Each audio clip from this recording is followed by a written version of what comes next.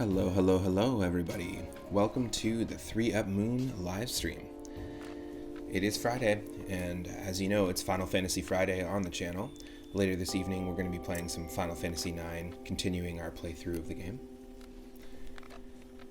It's Friday, March 5th, 2021, and my name is Matt, or 3Up Moon, if you don't know me already. And if you're watching live on twitch.tv/3up_moon, thank you so much for tuning in. Hope you're having an amazing Friday so far. I just figured we'd start a little bit earlier. Normally I stream from 1 p.m. Pacific onward every single day, but I was excited and decided I wanted to get some Super Mario World in a little early. So we're going to continue our Super Mario World Randomizer series. We started a brand new seed last night, I believe, or yesterday. And so we're left off in the Forest of Illusion. It's called Forest Happy Time, which is a pretty hilarious name. We pretty much cleared out as many levels as we could up to this point. What the Super Mario World Randomizer does is it takes the levels, the level physics, like whether it's an ice level or a water level, the items, the power-ups, the enemies, the music, the palettes, and shuffles everything around, just making for a unique experience. It's a fun way to rediscover a classic that you're nostalgic for. And I do a lot of randomizers on the stream.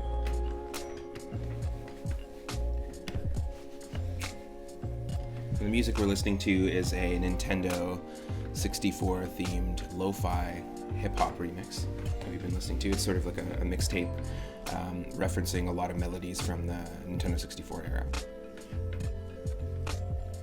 If you're watching after the fact on the YouTube channel, consider clicking the subscribe button. Twitch only lets you keep streams and full VODs of streams for about 2 weeks. So since we started the channel, I've been uploading every single one of our streams in full to YouTube. You can go check out every series there organized into playlists. So it'll just be one more moment and then I'll have the game up here for you. Stick around.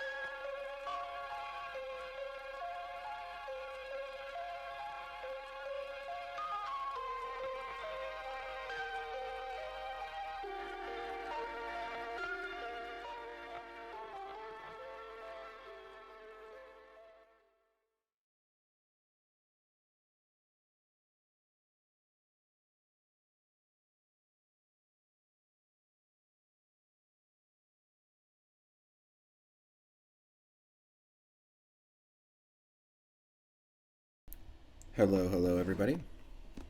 Good morning, afternoon, whatever it is for you. Let me get that game up here for you, and that game audio.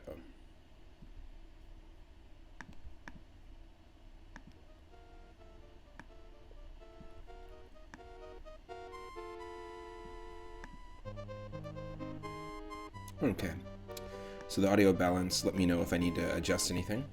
Switching from the last, honestly, I was playing some Link to the Past yesterday. We started our first Link to the Past randomizer, and I've had so many issues with, specifically the audio after the fact. I feel like the audio in that game, the volume in Link to the Past is just so much louder. So just let me know if we need a little more of anything, or a little less of something.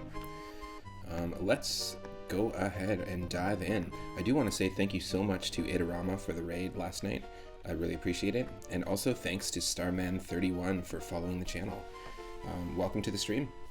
Thank you for the support. It really means a lot.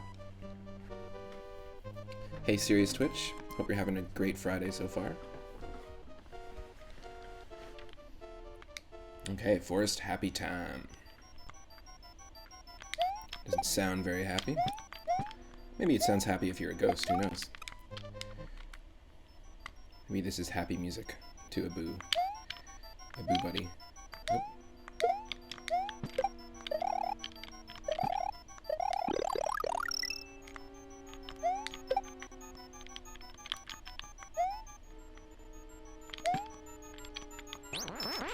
Perfect. Oh, dang. Dang.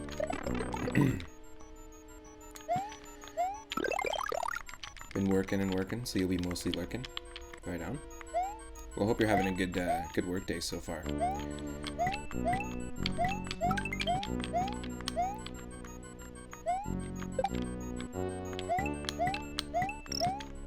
Oh, thank you so much for the lurk, by the way. Ooh, this is a toughie. Ooh, boy.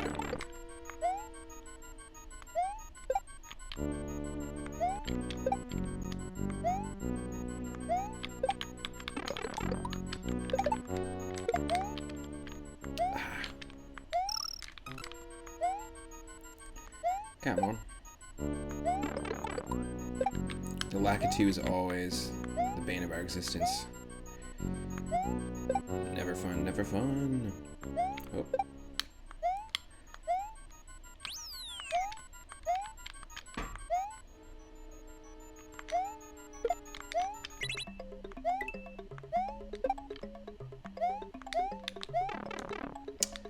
Oh, get out of here.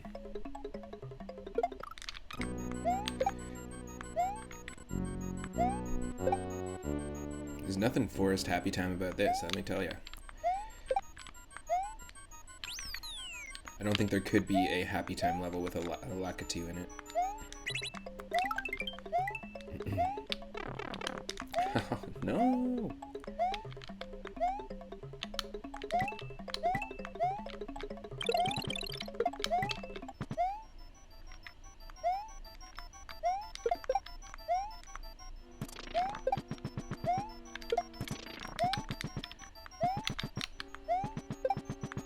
Get me out of here. No thank you.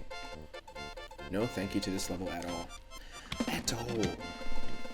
It's raw. Oh, yes. Sweet, sweet coffee. Sweet, sweet coffee. What's the secret exit to that level? I'm not sure. Not sure how to access the secret exit to that one. Ooh, this is interesting. We're screwed here. Great. Yeah, we can't spin jump down if we're not Big ol' Mario. Big ol' Mario. Ah, damn. Basically, the key swapped with, or is in the location of the mushroom that it's supposed to give us to ensure that this level is beatable.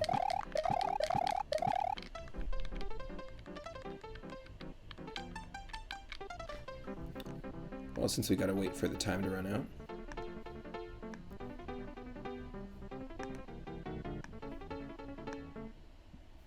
Might as well listen to some more tunes from that mixtape.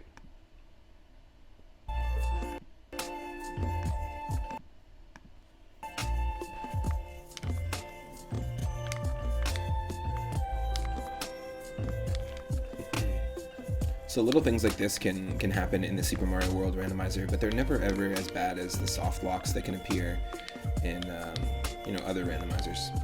There's definitely some soft locks that can appear in the Super Mario Bros. 3 randomizer.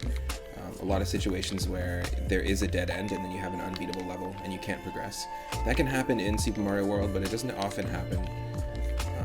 We were getting them in the very beginning of playing this randomizer, but honestly I think it was one of those things where I just was not used to how the randomizer worked, and it's very possible that those levels were beatable. I just didn't know how to beat them. Because I've learned a lot about a few different vanilla levels from playing the randomizer. There's a little bit of ice physics going on here. That's kind of interesting.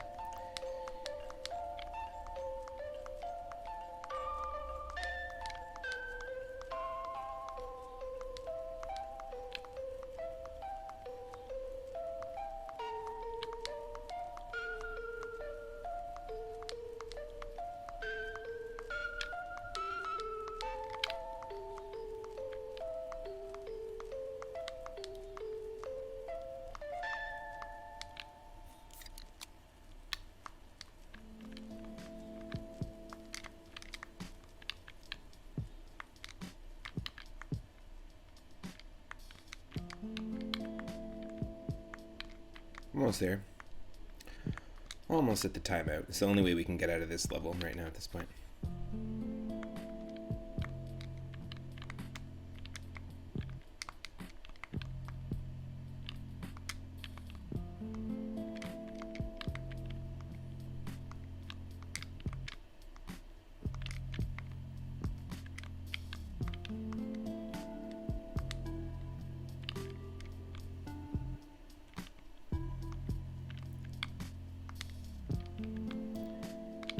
Practice a little bit of that spin key grab while we're waiting. Oop.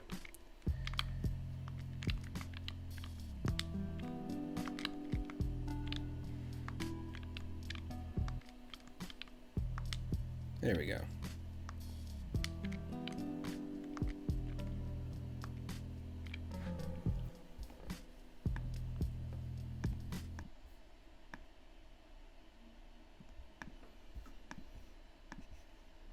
Cool, well.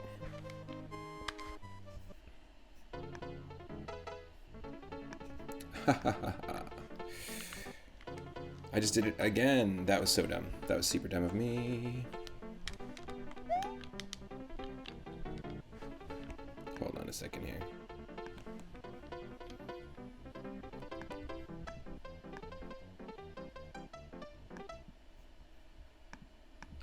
Super dumb.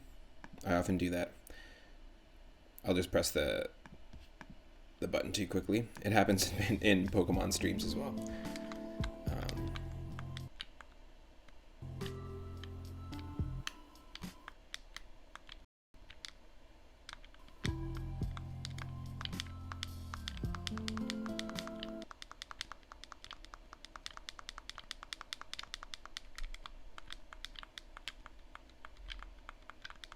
Almost there. Almost at the end of time. Sounds like a terrible Coldplay song. Almost at the end of time. Sounds like something they would write.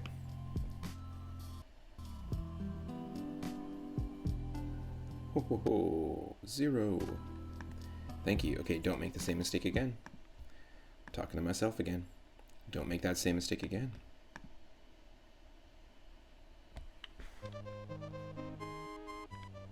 Do not go into that level unless we have a mushroom.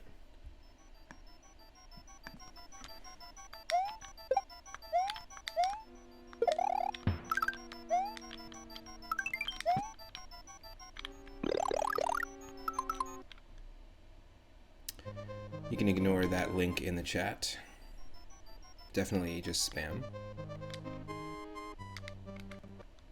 Definitely just spam. Oh wow, so dumb. Sorry about that. Might need a few more sips of coffee before we do this. Holy. Holy. Now if you're watching on YouTube, you can actually watch every single Super Mario World Randomizer run that we've done, and every stream that I've uploaded. So this will be organized into a playlist.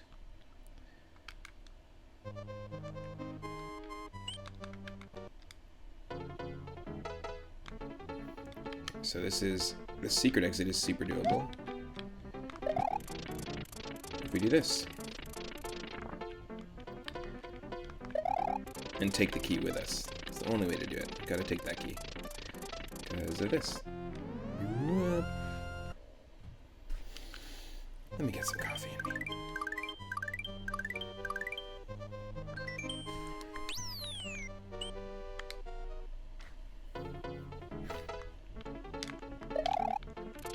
We don't need to take the key with us, but it's always just fun.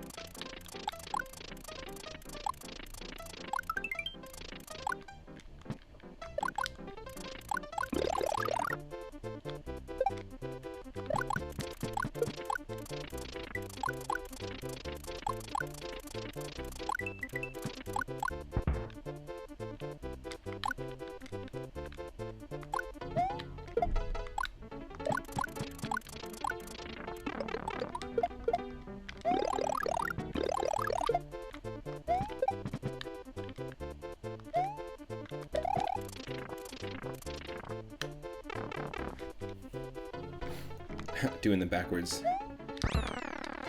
key thing. I love that animation of when Mario's holding a key or a Koopa shell. He never goes Koopa shell first in the pipe. He always like does a little turnaround. And pretty funny.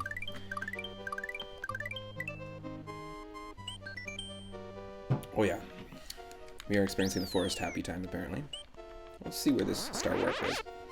In the last part, just north of the entrance to the Valley of Bowser, there's a small little island that we gained access to from Cookie Bridge, and it is a warp to the last 4 post-game levels in Star Road. So when you beat Bowser in the original game, you normally get access to 8 additional levels that are almost akin to the e-reader levels that you would have maybe seen with Super Mario Advance 4, the remake of Mario 3. Just some fun bonus levels. They're called, normally in the vanilla game, they're called like totally awesome and like tubular, wacky, kooky, that kind of thing. And normally when you beat the game, like the new game plus of this, of Super Mario World, wasn't much. They basically just swap out a lot of sprites. So like the jumping piranha plants and piranha plants become like jack-o'-lanterns. They look like Halloween pumpkins. All the Koopas are the same except their shells become essentially like Mario and Luigi plumber masks. It's like they become a fan of Mario and Luigi. All the Koopas become fans. And so they all start wearing like goofy Mario and Luigi masks. Little things like that. It's kind of cool that they added a little touch just to the enemy, so when you do replay the levels, they just look a little different.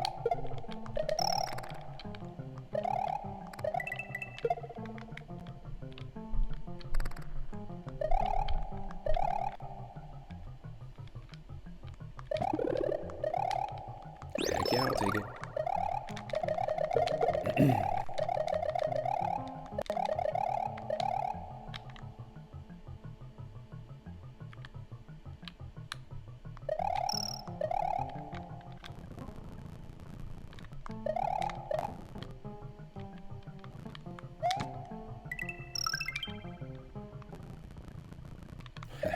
Damn auto-scrollers.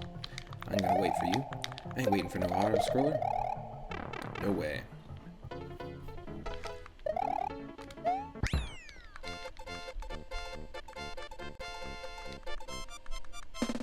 It's a fairly simple level in terms of the enemies that we got. We didn't get anything too crazy in terms of randomization. Yes, that ghost house music in the bonus room. That's awesome.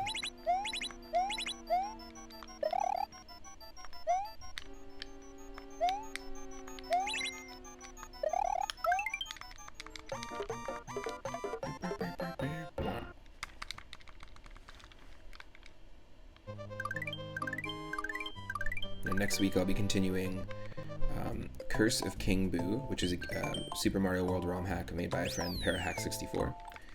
He's working on the sequel to it right now. You can actually check him out on Twitch and watch him make the levels from scratch, which is pretty cool. If you've ever been curious about how Super Mario ROM hacks are made, or if you're a ROM hacker yourself, or if you play Super Mario World ROM hacks, it's just a fun place to hang out.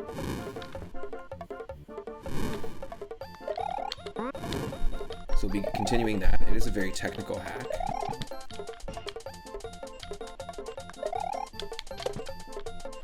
And last time it took us about 4 hours to progress to the most recent midpoint, which is pretty crazy. It'll just be 1 second here, just a moment.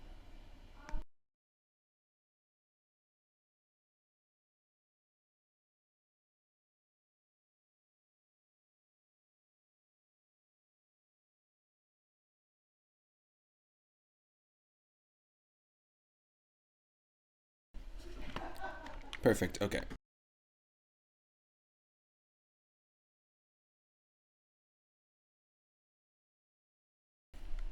Okay, just a moment.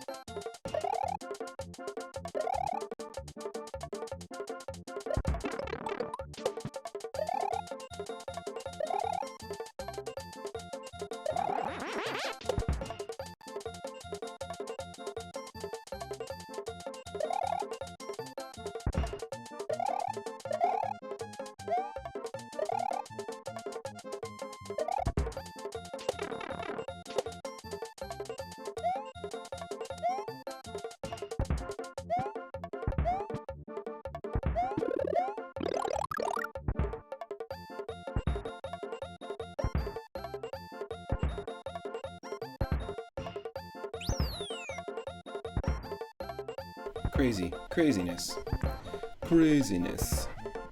Holy moly.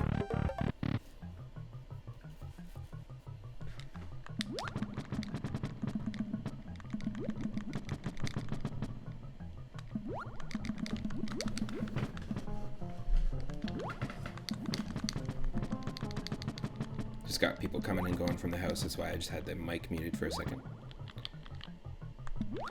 Just people leaving the house. Holy crap, get out of here. 3 Mecha Koopas. Away.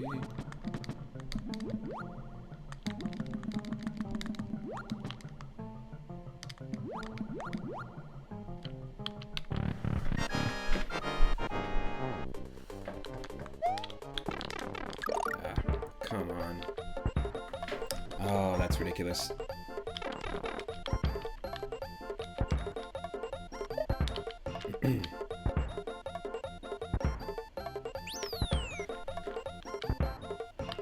There's no need for me to be using save states that way.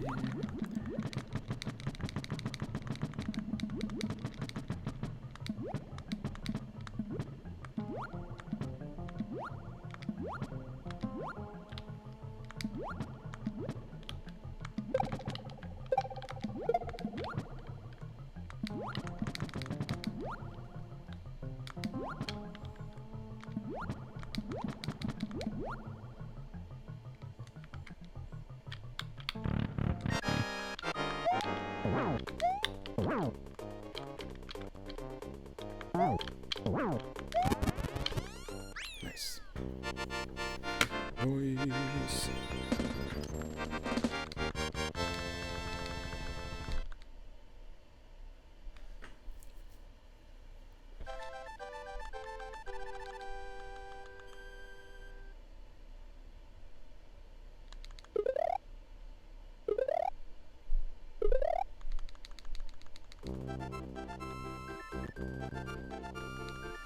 Wendy O. Koopa has sung her last song.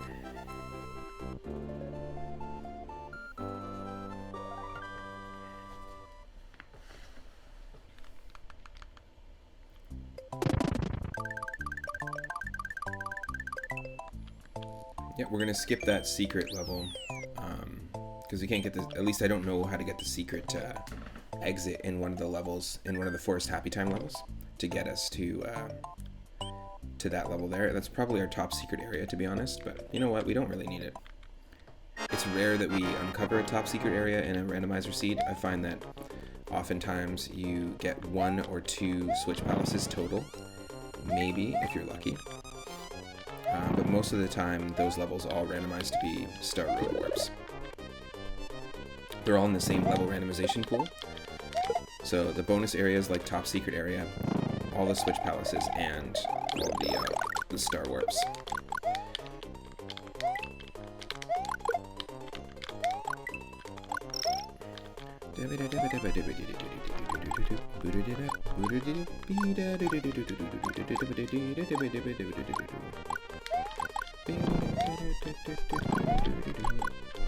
Insane boss fight song.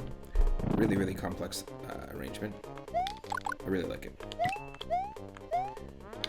It's got also like a Latin feel to the percussion, which is really sweet.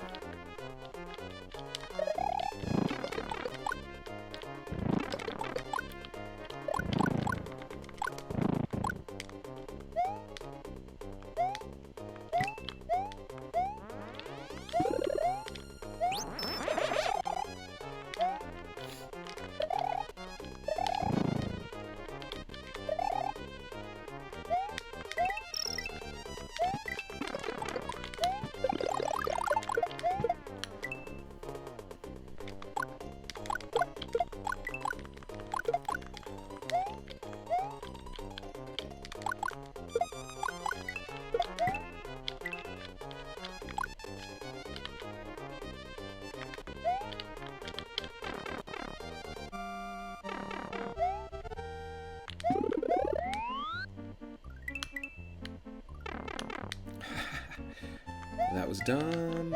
Not worth it.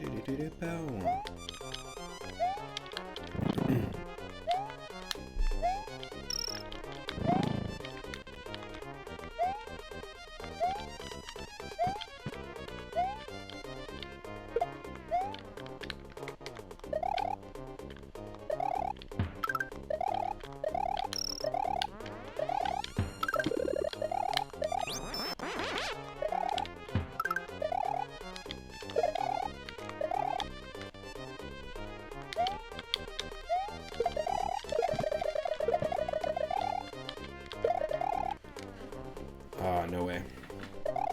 We overran it.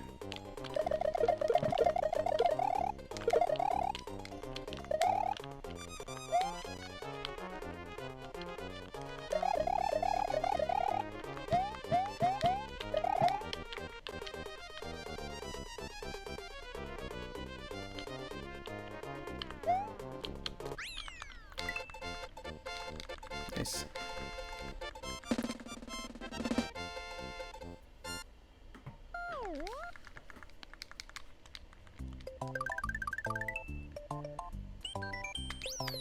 House of Terror. Looks like a quicksand level because on the overworld Mario is swimming, which is pretty funny.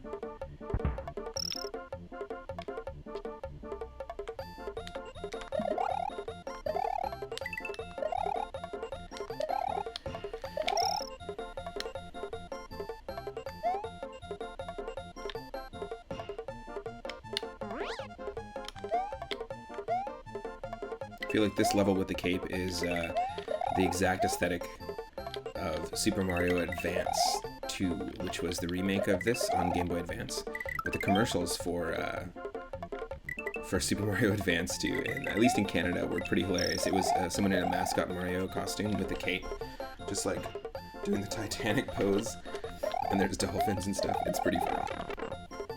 It's basically that level, just like realized as if it was like an amusement park attraction or something. It's pretty hilarious. There's some really great classic video game commercials. I was hanging out in Ryder of Lamia's channel the other day, and in the intermission, she was playing vintage Japanese Dragon Warrior commercials. And honestly, the hip-hop and funk rhythms behind the Dragon Quest melodies was amazing. That, like, seriously needs to be an album. If it isn't already an album, I wouldn't be surprised if in Japan they released an official Dragon Warrior, like, hip-hop album. Or pop album, just with hip-hop drums and funk bass. It was awesome. Really, really cool. Also, a lot of the commercials had hand-drawn animated scenes by Akira Toriyama himself, which is pretty insane.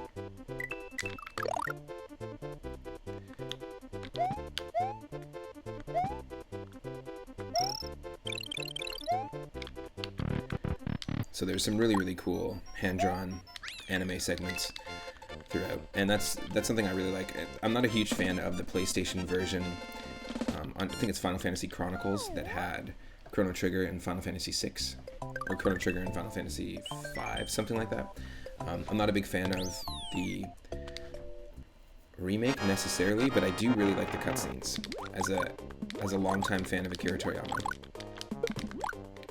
It is really cool to see some of the Chrono Trigger characters animated. There's a well-known there's a well-known OVA, Chrono Trigger OVA, which is essentially just like an animated special, Japanese animated special that's pretty sweet. I just really like Akira Toriyama's designs. Some of my favorite enemy designs in RPGs are from the Dragon Warrior series and Chrono Trigger. Of course, Earthbound is way up there as well. Really love the Earthbound enemies. And we've been playing Final Fantasy IX every Friday, of course, for Final Fantasy Friday. And one of the standout things for me revisiting that game is also the enemy designs. They're quite awesome. Really fun game, actually. Highly recommend checking it out. Final Fantasy IX was recently remade, or remastered on the Switch. Not remade. Not like the Final Fantasy VII remake, but very, very cool. I've been playing the original, but it's such a great game. Great music. One of my favorite things about it is how it references all the old Final Fantasies in terms of aesthetic. It's a nice return to form, but also melodically and through the entire soundtrack. There's all sorts of references to Final Fantasy 1, 2, and 3. Nice. Clean. Clean, clean, clean. It gave us nothing.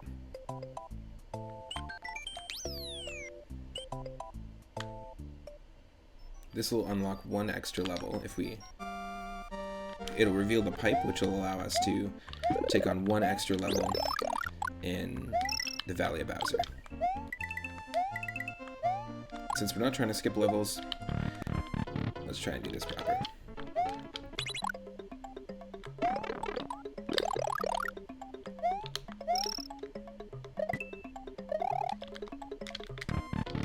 Damn, I said let's try and do this proper.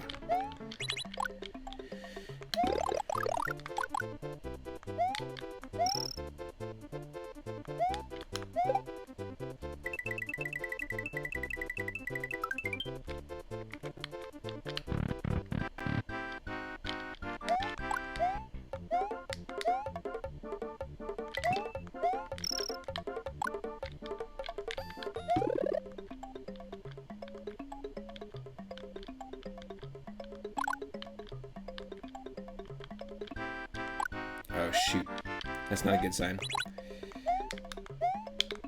The way that rhythm went? No, yeah, I had a feeling I blocked it off. Damn. Try it again. This is definitely a timing thing, and I should have this down as a drummer.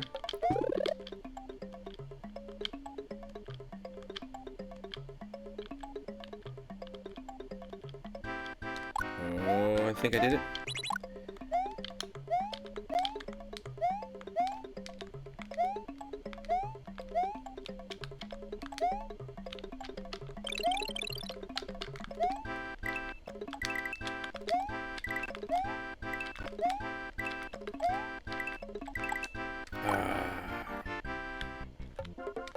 No! No! Try it again.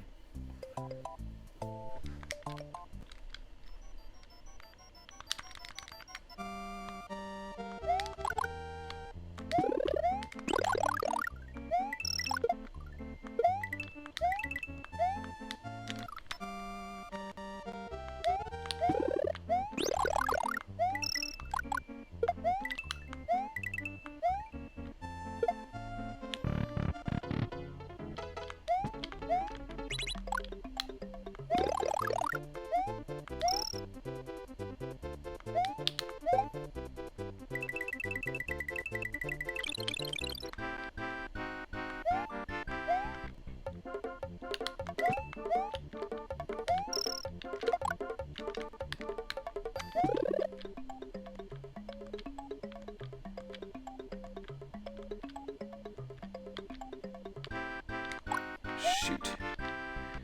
That didn't seem right. Oh, perfect. Whew. We got it dead on. Nice.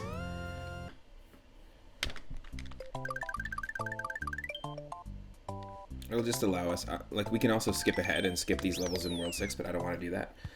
But it will allow us to access this castle here, the Chocolate Temple. And it's important. You gotta access that Chocolate Temple. If the entire thing is made of chocolate, then you gotta take advantage of the fact that the whole house, the whole building is made of chocolate. Oh. There's been some really funny level names.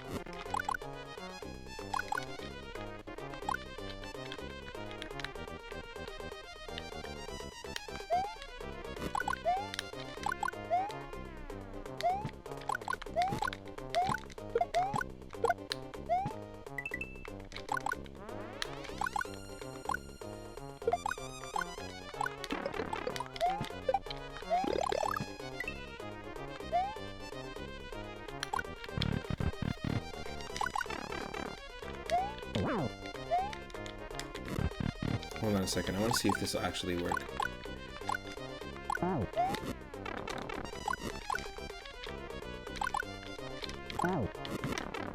Oh, it does work.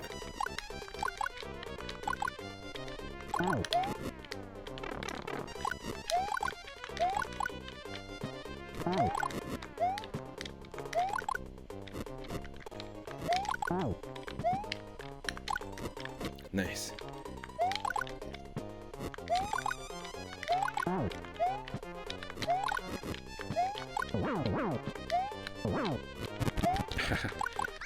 Wanted to see if I can take him out with just the hammers. I didn't realize that the hammers actually would make contact, because they're super janky. They don't work on a lot of enemies.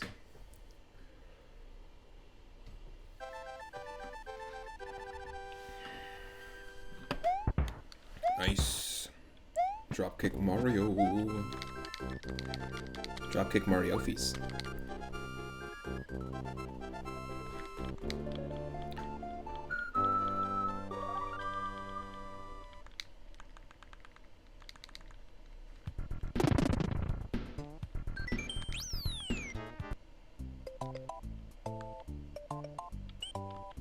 before we go to Wendy's temple.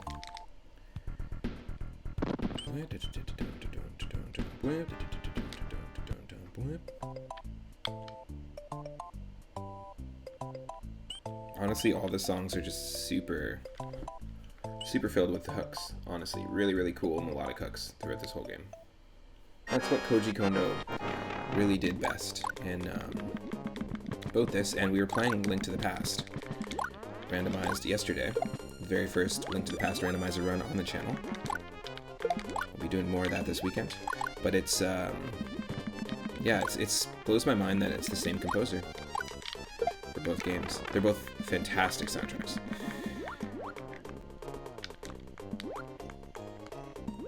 So we don't go for the key this time.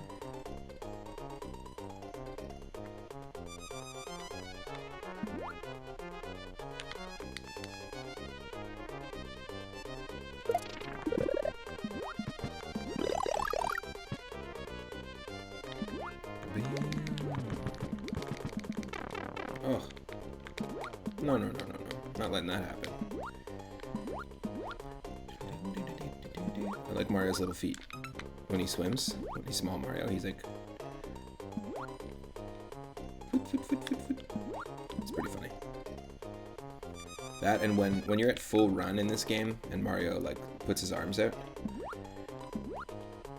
and tucks his feet back when he jumps, it's pretty hilarious.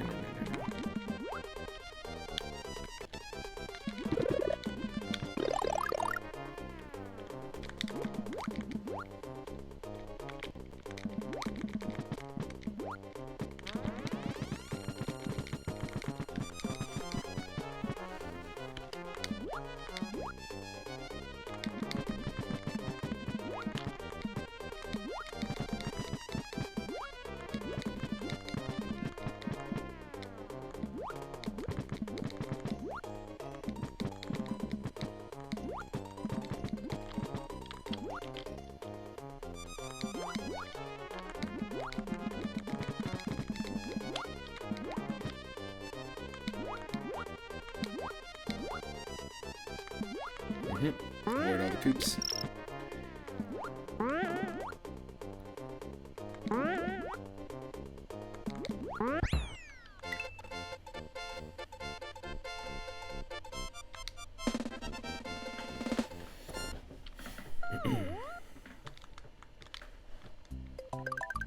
Yes. Chocolate capital.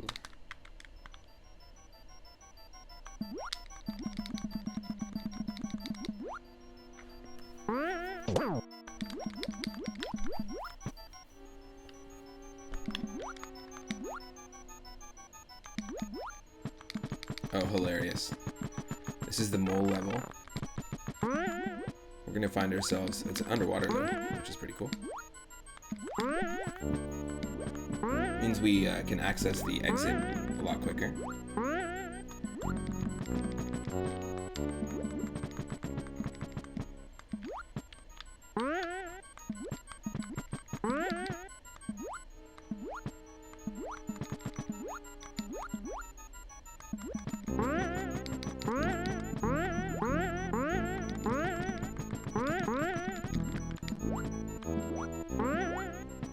Let's go get ourselves a 3-up moon, the first 3-up moon in the run. I always forget to get this. First 3-up moon of the stream. We found a couple last stream. I think we found 3. 3-up moons. Now if you can support the channel financially and you want to subscribe on Twitch, you actually will be able to unlock a 3-up moon emote and also the 3-up emote from Super Mario Bros. 3. We're only a few subscribers away from being able to offer another emote to our Tier 1 subscribers. I've got an exclusive Binding of Isaac emote for Tier 2 and Tier 3 subscribers. And if you donate or cheer bits, I've got 1K, 5K, and 10K total bit emotes, and there's some pretty cool ones.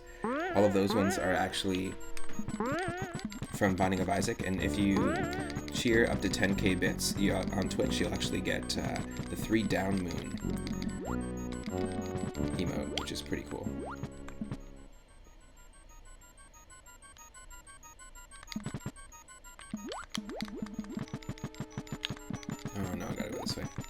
So silly. But I also have Patreon, and if you can support the channel that way, which you can subscribe monthly basically, you get different rewards. So you get the ability to take part in polls.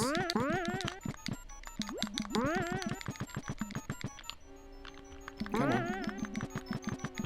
I have to take damage, eh? Interesting. But you have the ability to take part in polls and pick which games I'm going to play next.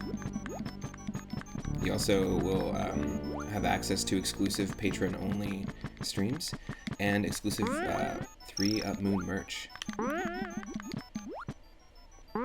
And right now you can get exclusive stickers made by Lucas Bell, who designed all the branding and the layout for the channel.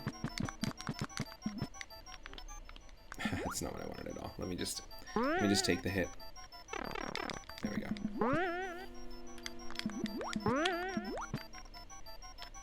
And eventually, I've actually kept track of all the first 25 3-Up Moons that we found, basically, in all of our Super Mario World Randomizer runs, in all of our ROM hacks and fan game runs, and noted which player or character we were using, what the name of the level was, and took a screenshot of where it was. I'm going to be making custom artwork of all 25 of those 3-Up Moons, just for patrons only, and there will be merch eventually released using those designs, the artwork that I make just for patrons. So you'll have access to artwork, you'll be able to see exclusive streams, and you'll also have access to my eventual bonus content videos, which will be me drumming, because I'm a session drummer, and I drum in all sorts of different styles. It'll be me drumming along in an improv sort of jam video to my favorite video game soundtracks. We'll have one that's just my favorite water levels, my favorite boss levels, my favorite cavern levels, desert levels, that sort of thing. Just for the patrons. I want to be able to bring something special to the table there, and also showcase a little bit of my drumming for people who can support the channel. I do stream every single day, and by supporting the channel, it helps to keep it that way. We got lots of content to bring you. I plan on doing some really fun multiplayer streams and a little more interactivity as well.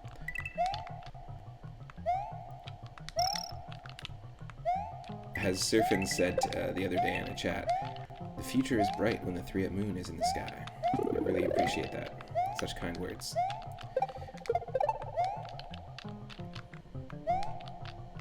Dun, dun, dun, dun.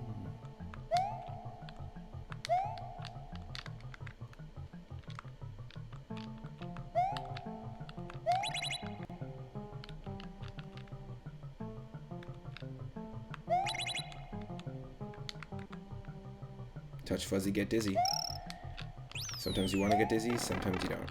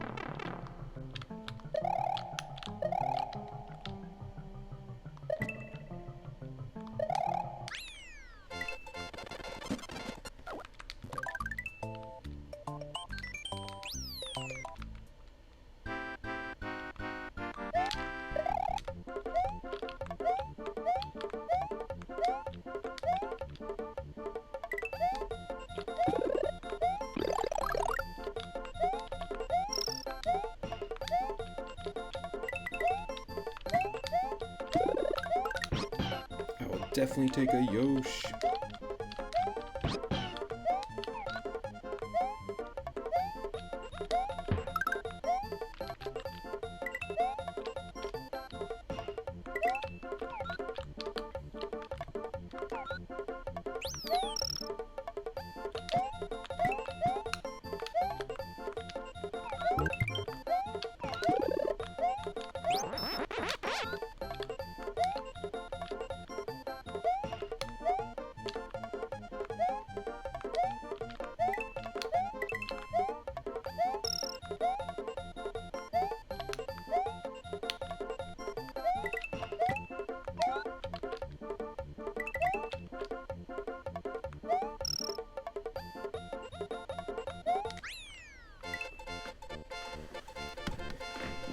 Yosh, finish.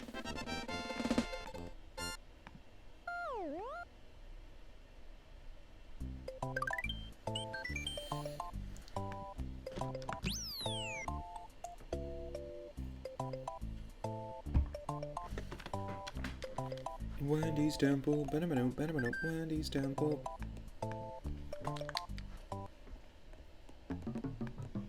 Oh, someone gifted me a subscription. That's quite nice. Thank you so much for that gifted subscription.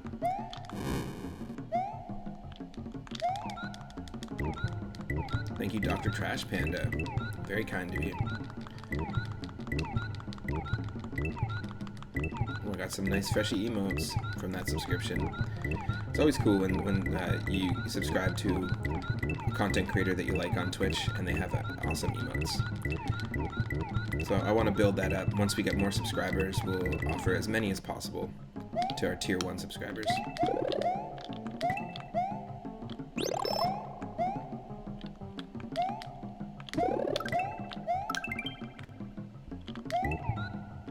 This is a really cool version of this level. I love that we got served pokies in the beginning there.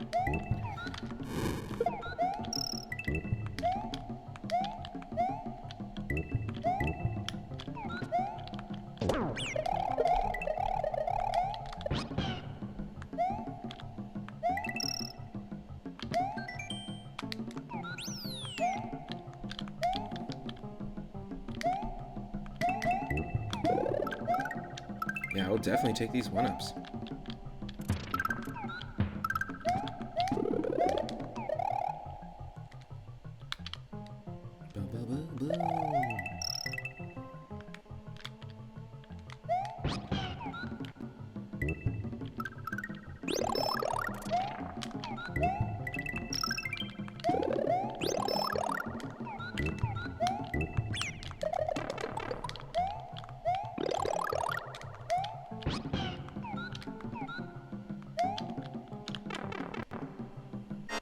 All the sub-levels are completely different, and I really, really like that. Oh, crazy. Yoshi's face turned into one of the Podemos on that screen.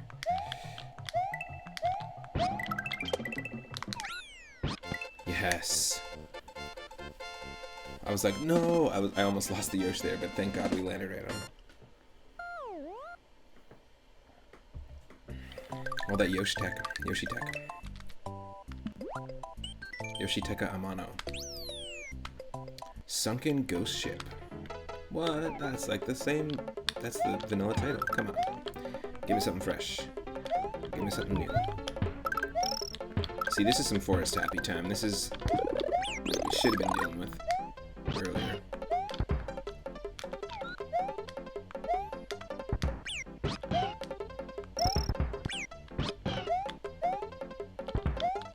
It's that Yoshi tech.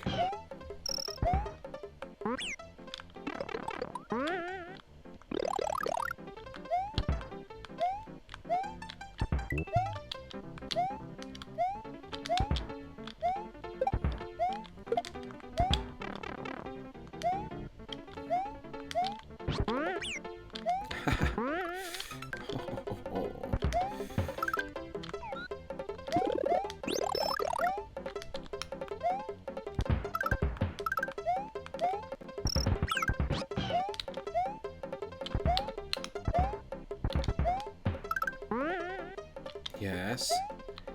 Yes. Sorry, Yosh.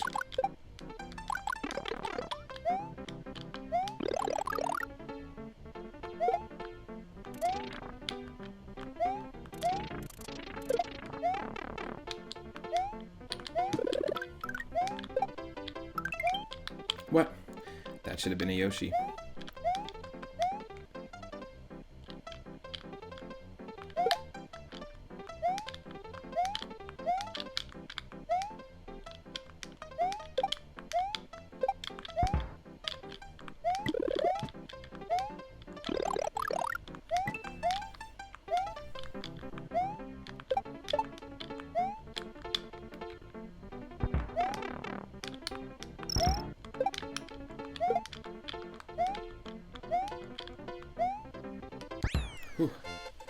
Oh boy.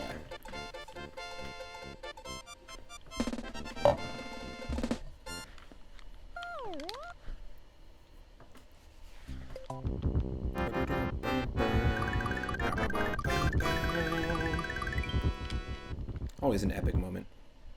Opening up that entrance to the Valley of Bowser. Rivers of Koopas. Yes. Yes. Give me the speed.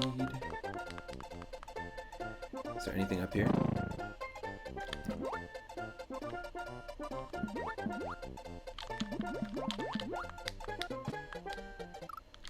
Yo, yo, yo, yo.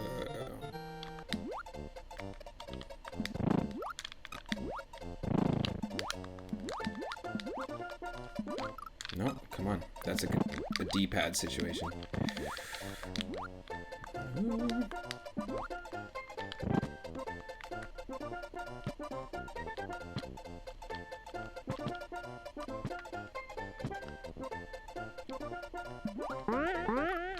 Oh, yo. Buddies. Buddies. Jumpin' chucks? No, thank you.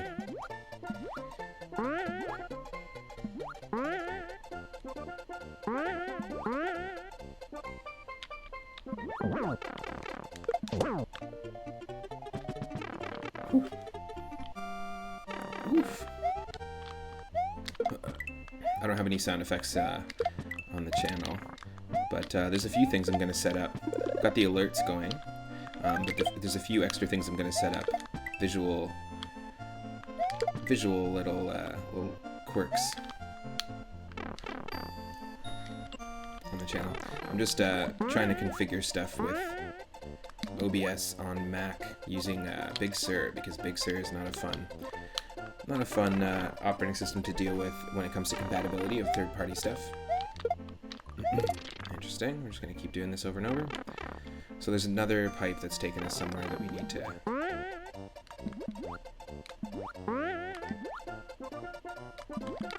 There we go. This is going to take us to where we need. Perfect.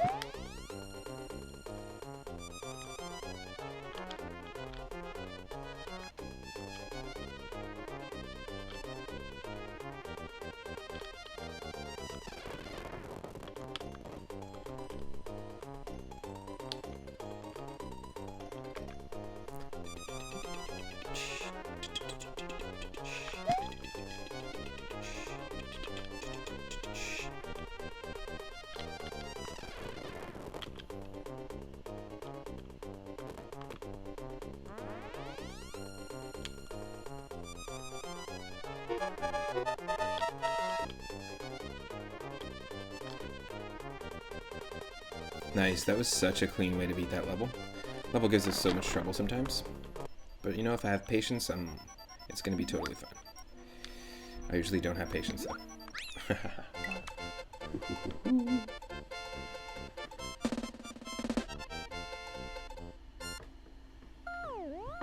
Oh, cool.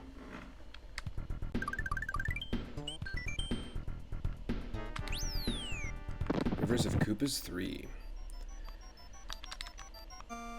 Rivers of Dead Koopas, because are these the ghosts of the Koopas?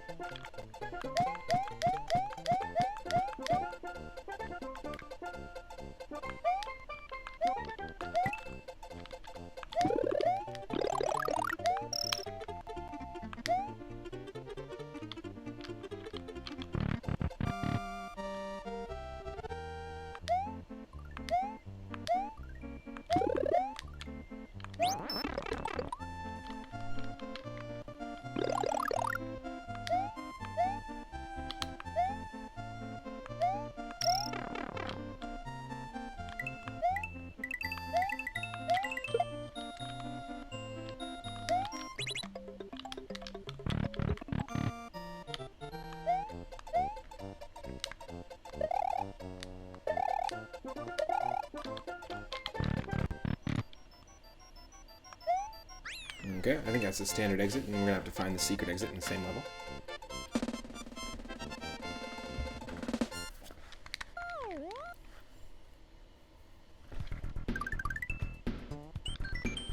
River's Ghost House. Yeah, it seems like the names of all the levels have been completely shuffled around. And they've always been like one level off, I've noticed that.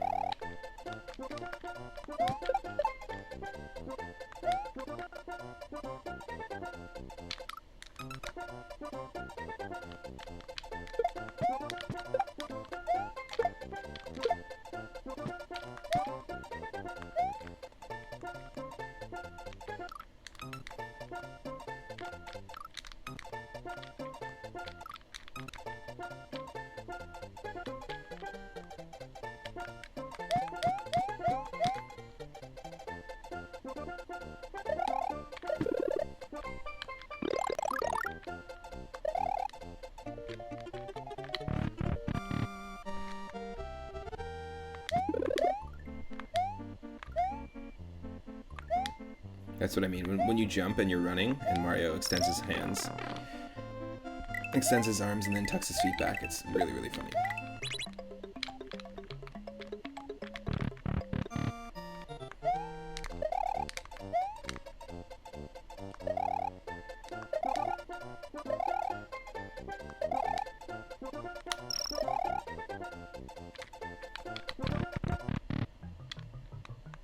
Okay. Cave level boss music.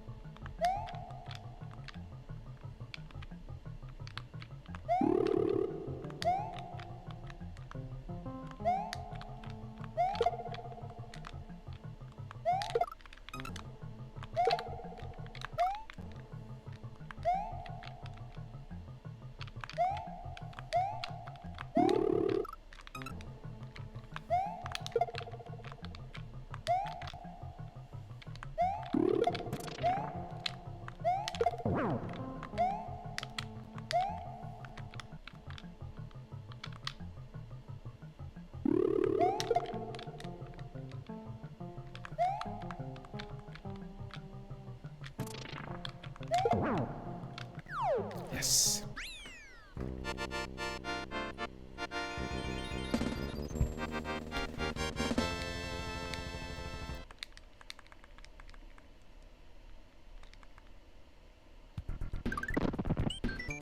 River's capital.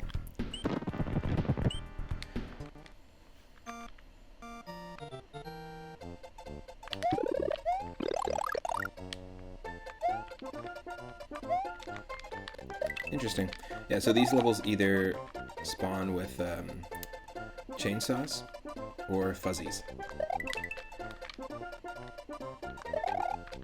A lot easier when you're dealing with fuzzies. Just because they have a smaller hitbox, obviously.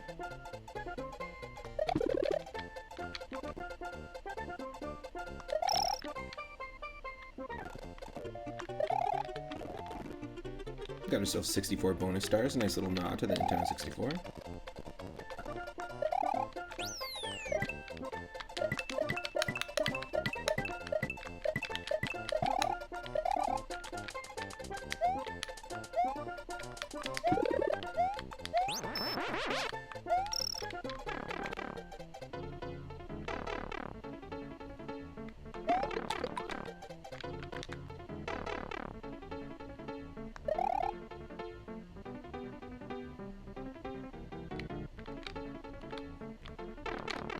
Nice. Those are some moves.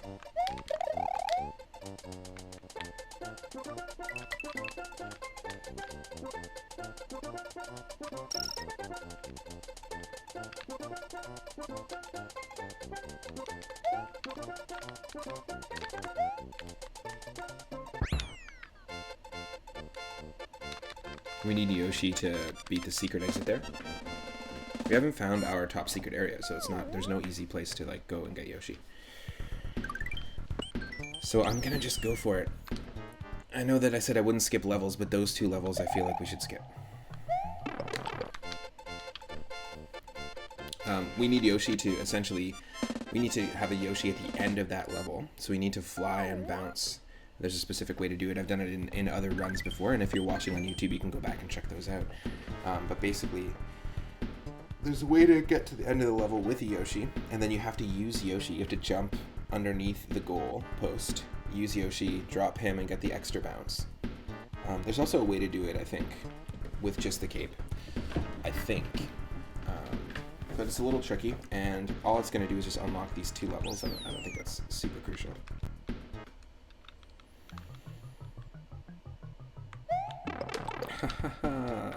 Same thing again.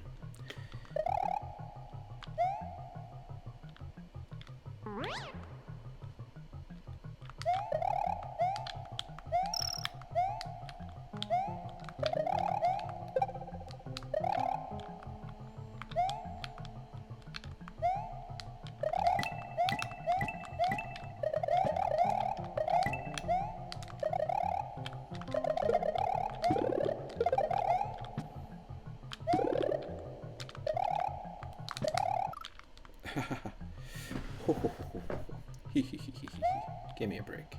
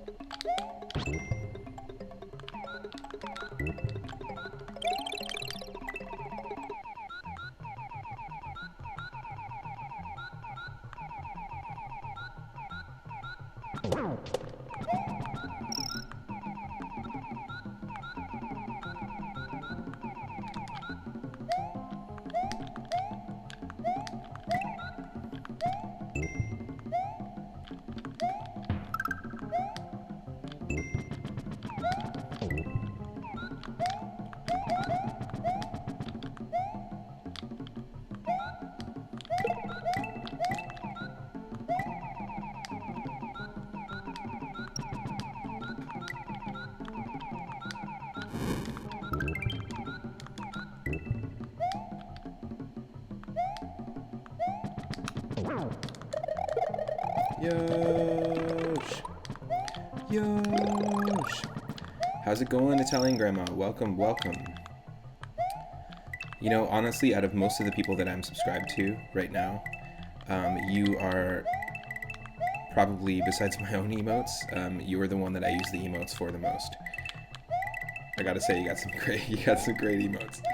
Every time I drop them into people's streams, they're like, "What the hell is that?" So I just link them to your channel. It's pretty funny. Well, you know, I'm Portuguese, so I totally get the Italian grandma thing, and like, there's a lot of similarities, and also, oh nice, did Parahax make did he make your emotes?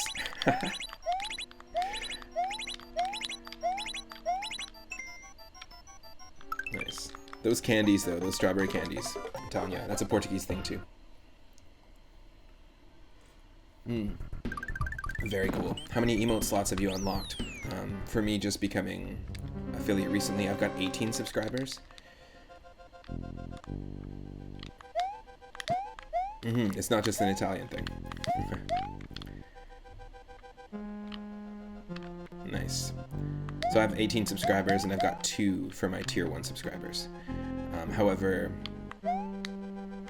kind of want to die here. I wanted to take on some other levels before I continue on here. But yeah, I'm doing well. Hope you're having a good day. Hope you're having an awesome Friday. But yeah, I guess with each, like when I get 25 subscribers, I'll get another one. It kind of sucks though. I really wish that Twitch would allow us to, yeah, I really wish that Twitch would allow us to just choose, like, to maybe even have all of our emotes available for all the tiers.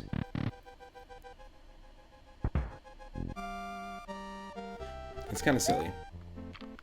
I wish I could just have all the emotes available just for tier 1 subscribers, and then maybe give something different to the tier 2 subscribers and tier 3 subscribers. And that's partly why I just set up Patreon from the very beginning, because I didn't really know how Twitch handled subscriptions and that sort of thing.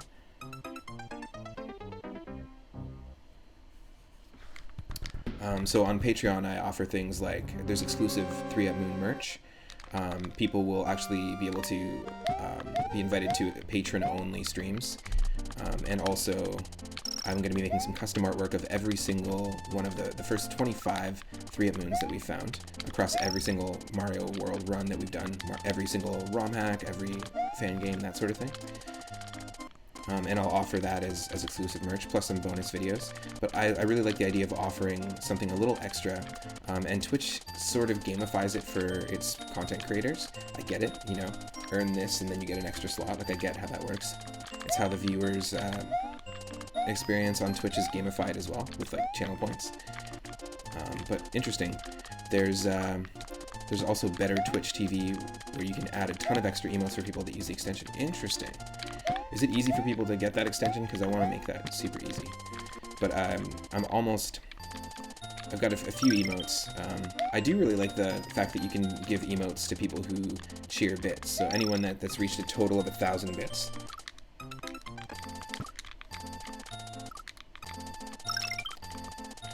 Will get an emote. Anyone that's reached a total of donating 5,000 bits and 10,000 bits. I think that's pretty cool. But yeah, I really look for. I have a whole bunch of emotes ready to go that are all game specific to what we've been playing on the channel.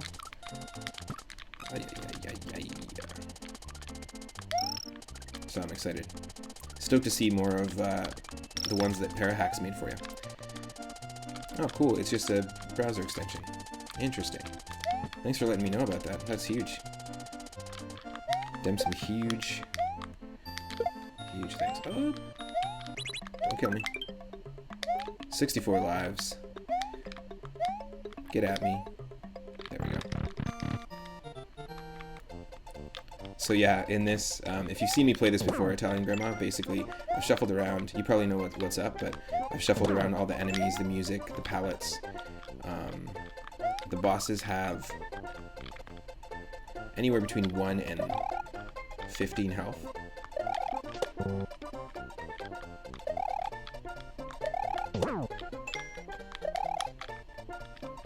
And we were pretty close. Like, we were right at the Valley of Bowser. We were just ready to fight Bowser, but we did unlock, and it doesn't happen every time.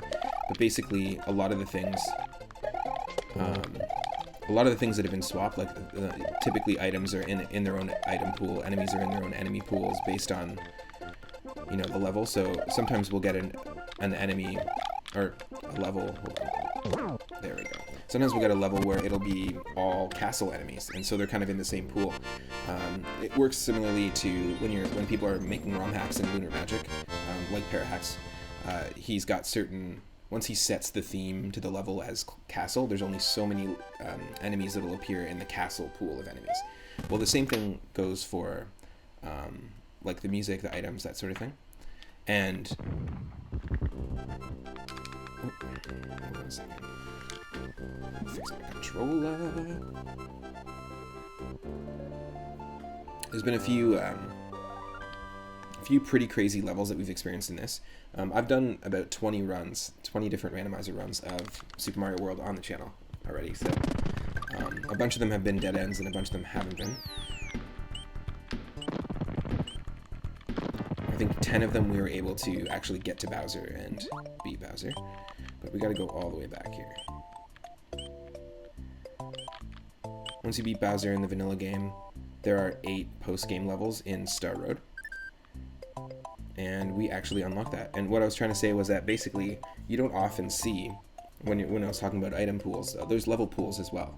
So you don't often see, like in the locations where you normally would find the top secret area in this, where you can get bonus power-ups, or the Switch Palaces, or the Star Road Warps, they're all in the same pool. So they're all in the same level randomization pool. I've noticed that there's only been, I think, 2 of the seeds that we've had that actually give you access to every single Switch Palace. And not every seed will give you access to the secret, like 8 extra levels that are the post-game levels, like Tubular, Wacky, Awesome, Kooky. Those are the vanilla names. But we got lucky with the seed. And this should take us there. So let's do these 8 levels first before we take on Bowser. But yeah, these levels normally you play with swapped out enemy sprites. The Koopas start wearing Mario and Luigi masks because they become fans of Mario and Luigi. The jumping piranha plants become jack-o'-lanterns, like Halloween pumpkins. So pretty cool. And actually, we did get, that's funny, sorry about that save state thing there. We did actually get the one of those levels here. So this is one of those post-game levels, obviously with different enemies, but that's pretty cool. You know, I always thought this level was real tough. I used to hate the carrot top platforms is what I used to call these.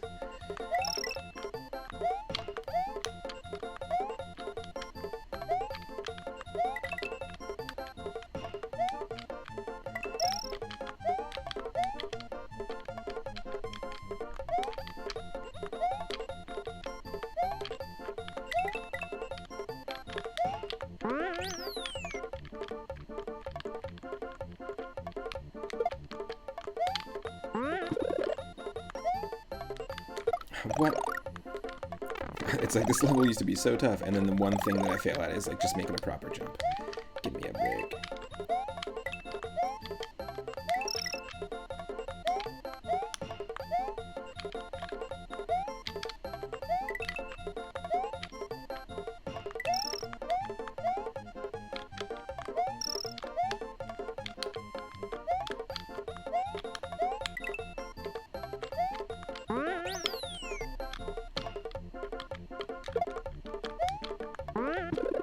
The Fire Flower in this has been replaced by the Sledgehammer.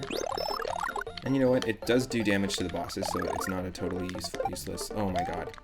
Kill me! That double-edged save state sword. Don't do it. If I was a RPG character, like a fantasy RPG character, like in Final Fantasy, my special weapon, the best weapon that would, like in terms of the best piece of gear you could get for my character, would have to be the save state sword, or the save blade. And it's a double-edged sword. And I grab it by its second blade, not by the hilt.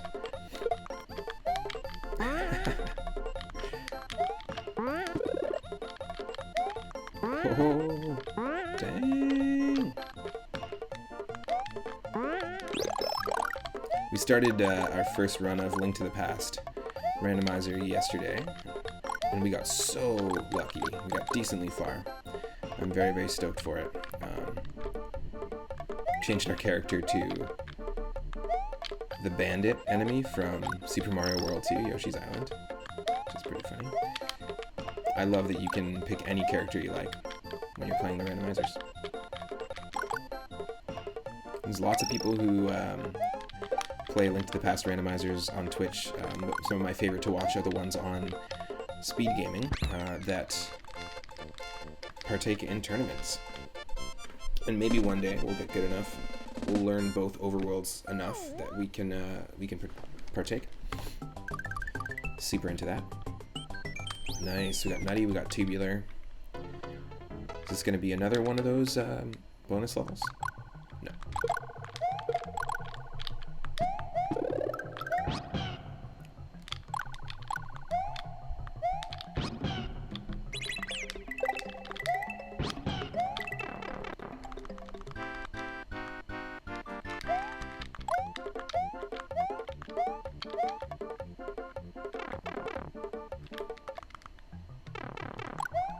Oh. Nice. Keeping the 64 lives, definitely. It's just a cool nod to, honestly, a system that when Nintendo 64 came out, my uncle gifted me an NES, so it was around the same time that all my friends from school, my cousins, all had an N64. I used to go over to their house and play N64, and then come home and play Nintendo. Play NES. But yeah, I was rocking the retro games in a time when 3D games were new. And honestly, I'm just having a blast revisiting a lot of these N64 games, because I've got an N64 and I've got a bunch of games now. But at the time, I used to have to. It was like this thing. I'd have to wait till the weekend, go over to my cousin's house. We would rent a game, and I have a very vivid memory of Paper Mario, very specifically. Me and my cousin Mike, only a year apart in age. He was just a year older.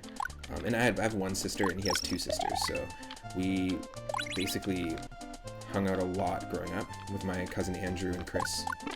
Chris comes to the streams a lot. I see Pride, and so does Mike. He's Motorbike Mike on Twitch, and they're not streamers, but they are regular viewers. And I used to go over to Mike's house, and his grandma had an old school TV, and we figured out how to hook up like one of those like tube TVs that had the switcher on the front. It didn't even come with a remote. It didn't have a remote. It was that old.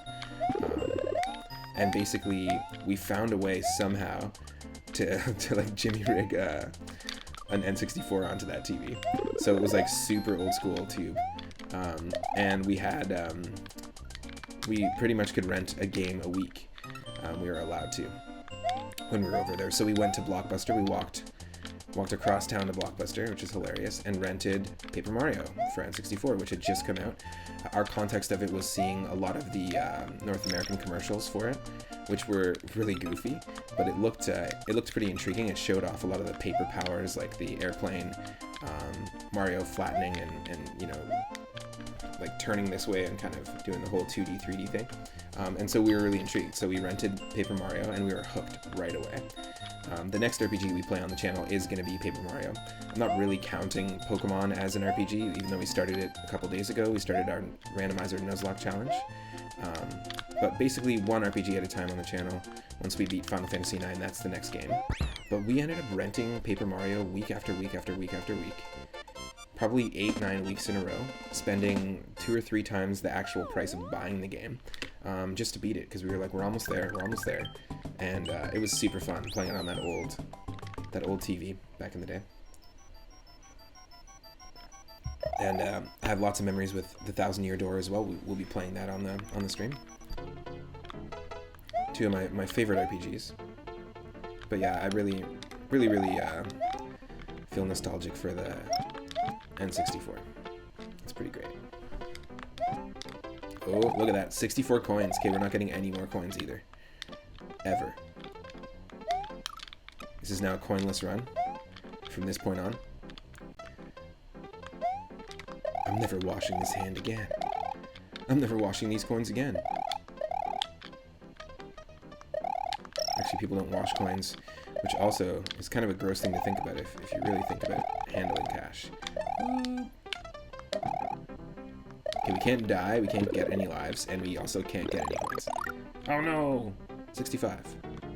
It happened. Immediate Bubble Buddy cleans it. Yep.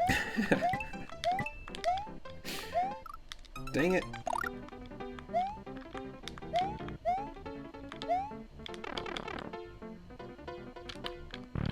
Burst that bubble.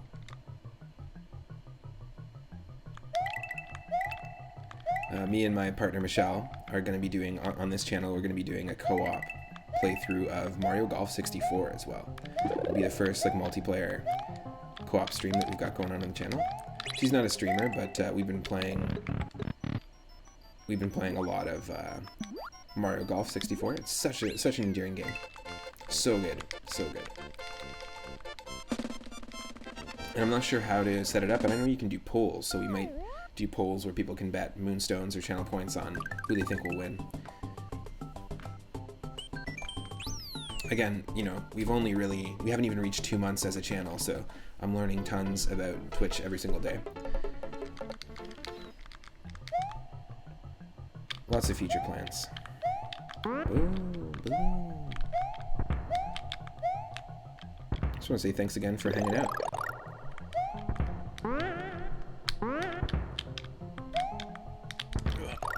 Okay, so this is one of those post-game levels as well. Anything with these turnips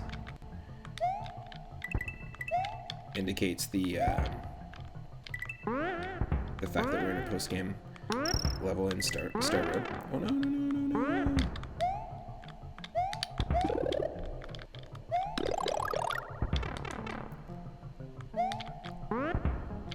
Dang ass Bloopa. Blue Koopa. There's the bloopers, then there's the bloopas. Oh.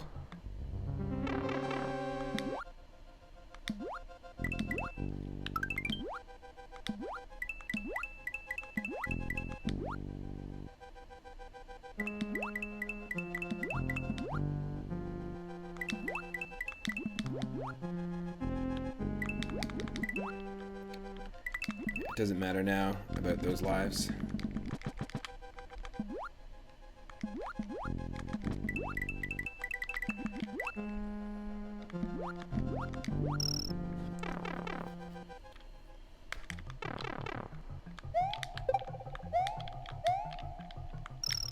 So I had a blast just doing a casual stream the other night of Mario Kart Super Circuit. Really, really enjoyed it.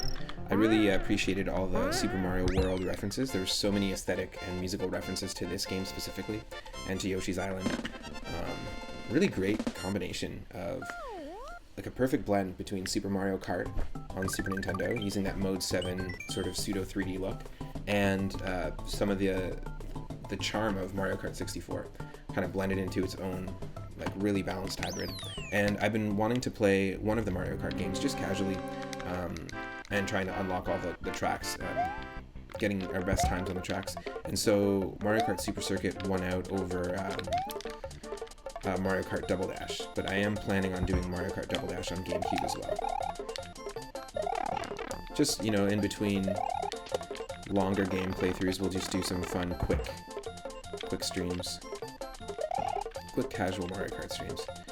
I didn't think a lot of people would be down to watch Mario Kart on stream, but yeah, it seems like there's a good group of you that would be interested. So.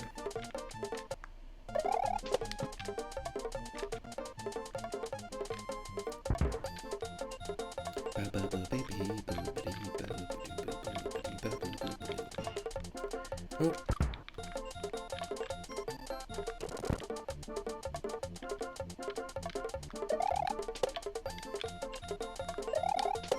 Yes.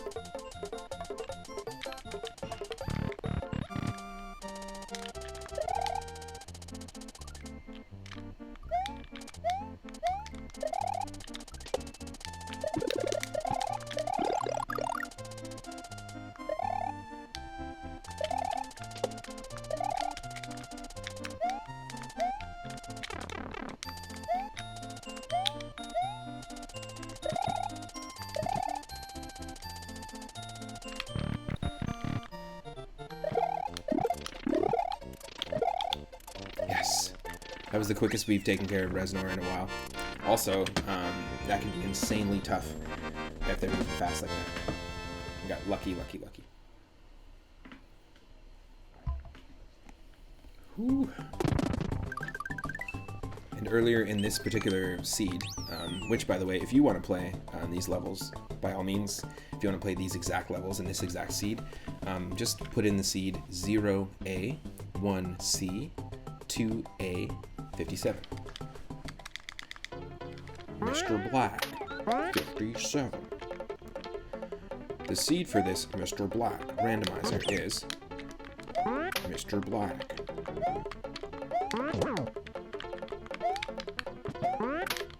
If anyone else knows the Camp Krusty reference I'm making, then cool.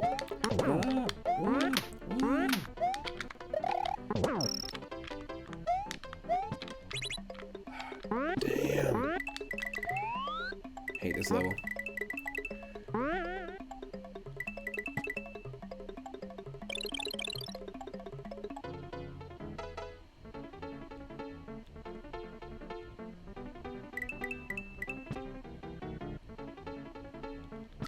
Yeah, what? Don't be the boy. Don't be the boy.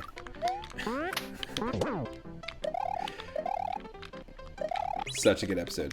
Little known fact, that actually, that episode was written by Conan O'Brien, at least in part. And the initial concept for the very first Simpsons movie at the height of its popularity, which was at the time when that episode was, hey, I'm not pressing the grab button, okay? At the height of Simpsons popularity, which is when that episode came out, there was a concept for, an idea for them to basically, thank you, okay, cool. They wanted to do a Simpsons movie, and that was at the time when they had, like crazy Simpsons merchandise, all those Bart Simpson dolls and t-shirts and stuff. And so Conan O'Brien pitched that the Simpsons movie would be the Camp Krusty storyline, and it would have been across a full-length feature film. There would have been a little bit more in-depth scenes and writing, just to flesh out the fact that Homer and Marge were getting healthy and weren't stressed and were losing weight and were eating better all as soon as the kids got out of the picture. And they were going to really play on the tropes of like summer camp movies from the 70s, that sort of thing. It eventually got kiboshed, and then they decided to just turn it into an episode. Thankfully, they did still make it, but that would have been such a better Simpsons movie than the one that we got, which just felt super, I don't know, dated, topical. Just really didn't feel like that was the best choice in terms of a Simpsons movie. But yeah, I would have loved to have seen just Camp Krusty as the name of the Simpsons movie. Just call it Camp Krusty. And that's it. Turn it into a feature-length film. It would have been great. I would have also loved to have seen a more hand-drawn, less CG-reliant Simpsons movie. Back in the day when they used hand-painted, they used animators to hand-paint all the backgrounds and everything. Klasky Chupo was one of the companies that essentially they used very similar animators. I think they used the exact same animators and exact same animation team. So All Real Monsters, the early Simpsons episodes, Rugrats, things like that, they were all animated by the same team. And you can see this really like sort of raw, sketchy look to a lot of the early 90s cartoons like that use the same company. They have their own unique style, which is really cool. And unfortunately, The Simpsons completely lost that. Thank you, Futurama, for that. Definitely, they saw with Futurama that they could go full CG.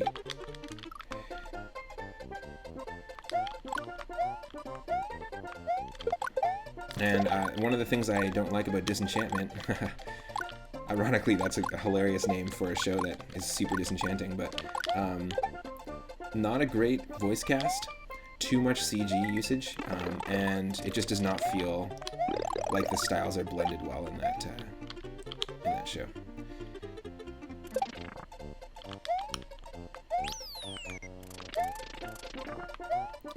Brian Eno said it best. I said it in the last stream as well. The thing that a lot of people will criticize or hold disdain for in a new medium or a style, whether that's painting, music, that sort of thing, will eventually be the thing that it is endeared for and considered nostalgic. It'll be like a nostalgic talking point. So if something is super low quality when it first comes out, people are going to complain about it, but then once we are far removed from it, in terms of like 20 years or 30 years removed from it, it's going to be the thing we really, really, really love it for. I have no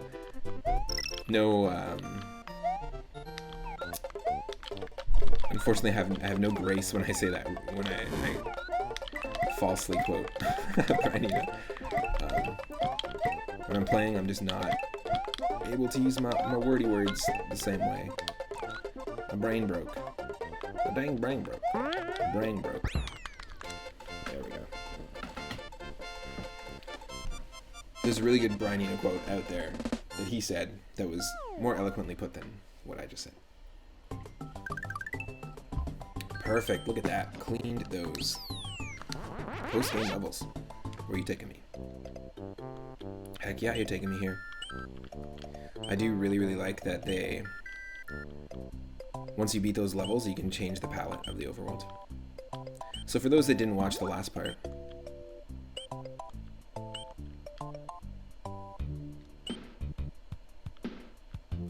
They opted to omit the Homer in the Insane Asylum Michael Jackson episode. What do you mean? What do you mean by omit? So big. Also, welcome. I thought that episode still airs. That episode also it's released on the DVD sets. Oh, it's because Disney bought Simpsons and they're afraid to talk about mental health. Even though as a company, and how honestly a lot of people are supposed to look at corporations like they're a person. If you were to analyze a corporation like a person, Disney would be absolutely clinically insane and have a lot of mental health issues, so I get it.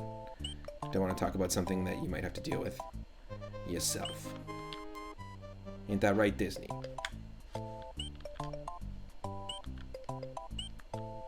Ridiculous. That's probably the only reason. It's probably just controversy with Michael Jackson and controversy because it has something to do with mental health, which is just the dumbest thing. If we can openly talk about physical health and relate to people with physical health issues, then we should be able to openly talk about mental health as well. Kill that stigma. Moiter that stigma. Right, Stigma, he was the boss from the Mega Man X series. Oh, Sigma, sorry. Yeah, I haven't seen any of the Simpsons stuff on like Disney Plus. It's also really funny to me that because Disney owns all of these things, you could have an X-Men Simpsons crossover Christmas special where they meet Kermit the Frog and R2-D2 and C-3PO. And Jafar is the villain. You can mix all of those things together and they fully own all those things.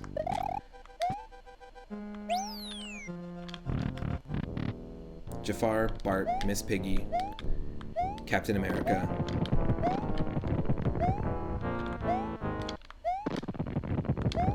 And Mickey Mouse.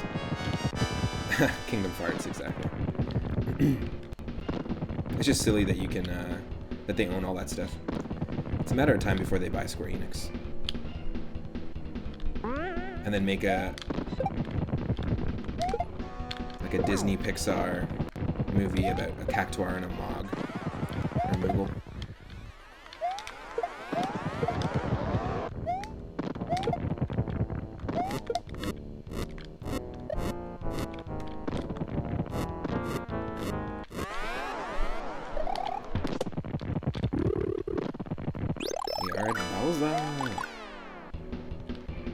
His health is also randomized, so whatever it randomizes to just becomes the amount that you need to take him out in each phase.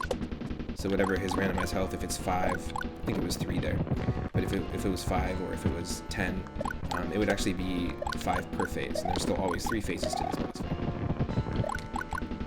Unfortunately, we can't hit him with this because the sledgehammer is replacing the fire flower, and you can't hit Bowser with the fire flower, so. Oh, jeez.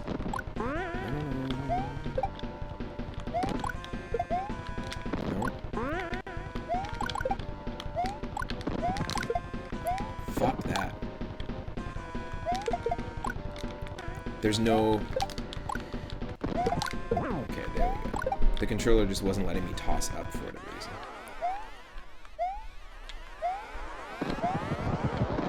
Was it just 1? Is it 1 per phase? Did we get that lucky? Did we get that lucky? Whoop. Whoop. Nice beach.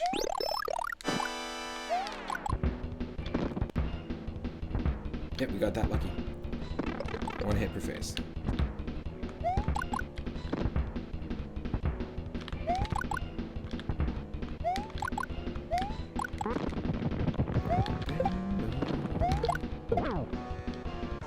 Yep. Wow. Gotta be our easiest Bowser fight. Yeah. That is our 11th of about 20 or so different randomizer runs of Super Mario World completed. We've also completed 10 different randomizer runs of Super Mario Bros. 3 and beat Bowser, and 1 randomizer run of Earthbound in a really cool mode called Ancient Cave Mode. And if you've ever seen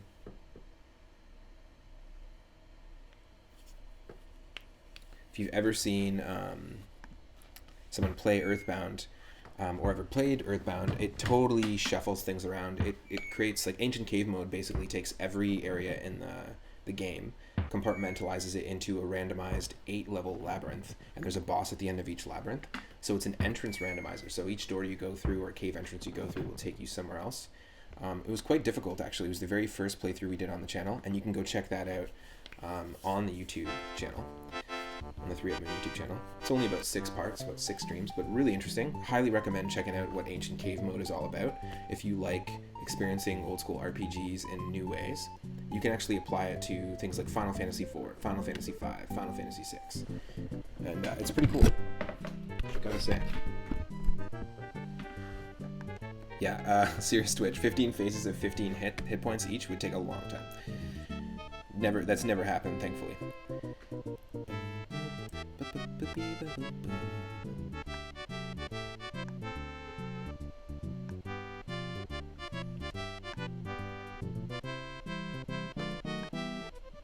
Now, got a couple options. Since we finished this, we could continue. We could start a brand new seed of Super Mario World, randomized, and stream for a little bit longer, and then continue where we left off. Or we can dive back into our Link to the Past randomizer that we started yesterday, or we could play some Mario Kart Super Circuit. So I've got a couple options if anyone has any ideas or preferences. What I'll do is I'll stop the stream if we do change and don't play Super Mario World, if we play something else. But I will just stop the stream and then start one over. Just because I like to keep these streams and videos compartmentalized per game, basically. Link to the Past could be fun. I did actually do some tests yesterday, Selvek, of 60 frame per second streams, specifically with the retro games, and I get extreme lag. So there's no way to do that. No 60 frames per second. The max we can do is 30.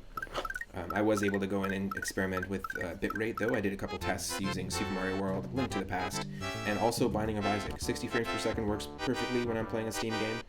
Absolutely. But for some reason, I'm not sure what it is, but it does create a slowdown. It could be the encoder I'm using. A few different things. But it's going to be one of those things. We'll tweak it, and in the next week or so, we'll probably have it all dialed in.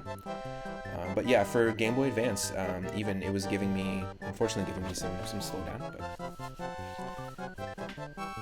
it could be, yeah. So I did experiment with some bitrate stuff, and it did really help. I tried about 10 different bitrates and recorded some test videos, and the best one I found was 2900 limited to 2500, limiting the bitrate through OBS.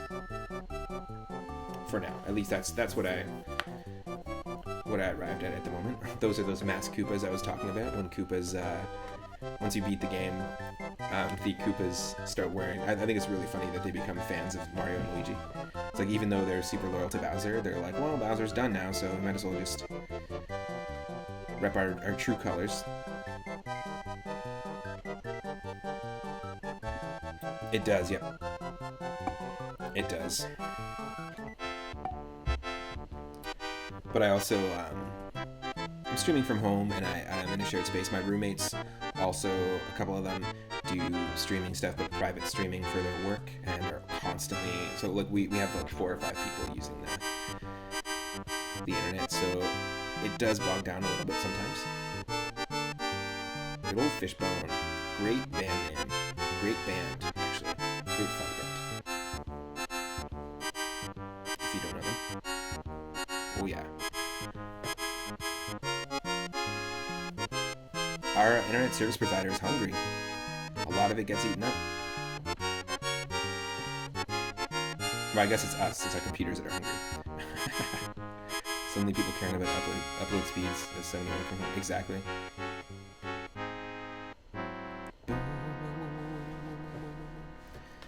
And for me, as a session drummer, I can't do live sessions. I can't sit in live shows. I'm also was a concert promoter and a live sound tech. I do sound engineering as well. out of studios. I've done a few gigs here and there, but most of it was live. And so COVID hit, and then boom, boom, boom, all three sources of income gone. So that's part of the reason why I started the channel, is to just be able to foster community like I used to in the venue that I ran, the live venue that I ran, and have a space where like-minded folks can come together. There's lots of different options to support the channel financially as well. If you can donate bits, you can do one-time donation via PayPal to 3upmoonget@gmail.com, or you can subscribe on Patreon or on Twitch. And I really like the way that it's set up here. It allows people to connect, and I've met so many amazing streamers, honestly. As soon as, we only started streaming January 18th, and I met so many amazing streamers and amazing, wonderful followers and viewers. And it means a lot. It feels like doing the live concert thing again, when we can't do it, So that's pretty awesome. I know that COVID has really, really affected things for a lot of people financially. And it's really nice to be able to connect again, which is awesome. I'm going to just take a quick break. I'll be right back. So stick around, actually, because I'm just going to switch over to Link to the Past and change. We'll just end the video here, and then I'll be streaming in just about 5 minutes here. I'll just change a few things, a few settings, and we will continue our run of Link to the Past Randomizer. Yesterday, it was great. We found some amazing items pretty early on. Getting the hookshot, Pegasus boots, and the moon pearl as early as we did really, really bolstered things. So I'm excited to dive back into it. Stick around, and I will see you in just a bit, everyone.